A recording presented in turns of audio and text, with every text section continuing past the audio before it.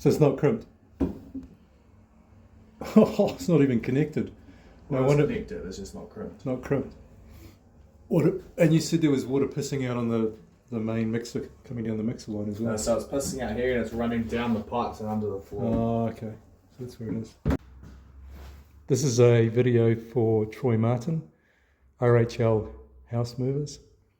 This is just to go over the defects for the shower install. As you can see, this is the liner that's come out of the shower, had to be removed to access the leaking plumbing. It's been spot fixed with fixing compound. It should be lineal to allow for ventilation. They've done this to use it as a packing filler compound. You can see the gap between the fixing glue. This is because the backing is not, the wall backing is not straight, full of defects. They haven't used an ounce of silicone sealant along the bottom of the shower tray. We're supposed to connect it to the shower lining. So there's no silicone whatsoever. This prevents water from bouncing off the tray and going behind. So that failure is pretty bad. This is the shower install, brand new. So this is the leak. We had to remove the liner to get to what was effectively this joint here was not clamped. It just had water gushing. To get to it, we had to cut open, the plumbers had to cut open here to get to the plumbing, and they were able to isolate the leak and crimp this. For some reason, whoever did the plumbing couldn't be bothered installing a single piece from here to here, instead crimped it as a join. So that's just one weak point that didn't have to be there. But forgetting to crimp that, catastrophic leak. The install of the liner,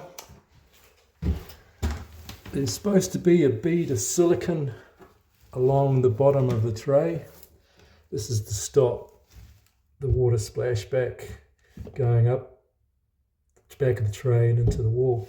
So this is bone dry. There is zero silicone whatsoever used in the install. This is fundamentally wrong and it's not compliant. Second thing is there's supposed to be a gap around about 5mm. It does meet that mostly, but it's getting pretty large here and that well exceeds it. You can see the new framing that's in behind there. That's pink. The other major problem was on this side. When installing shower liners, you are not to have any paint. It needs to fix directly against bare chipboard. So it's been painted here and fixed against. This is incredible. What they've done is plastered this whole section, and there's no way anything's going to stick. The board is not even fixed and it's not straight, so there's a bow across here. That's why they've had to use the sealing glue compound as a filler to try and pack out, but that didn't even work because it didn't even stick, because it doesn't stick to plaster. The other aspect is this is all new jib that's gone in. New. And this looks new as well. What they've done is they haven't used Aqualine, which is required for code standards for installing showers. That's fundamental. Why they didn't use Aqualine, I have no idea. So Aqualine, as you know, is used to provide a waterproofing aspect. Standard jib just tracks water like a sieve. So this has to be repaired, cut out. So as well as to do it properly, this whole section has to be cut out and installed with Aqualine. This is not even straight, installed properly, and it's bogged up with plaster.